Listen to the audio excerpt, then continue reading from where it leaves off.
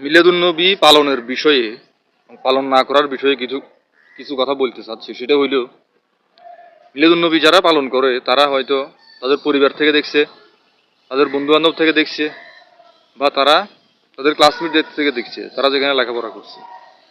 তো যারা পালন করে না তারাও তাদের পরিবার, তাদের ক্লাসমেট এবং তাদের আশপাশে যারা চলাফেরা করে তাদের থেকে শিখছে।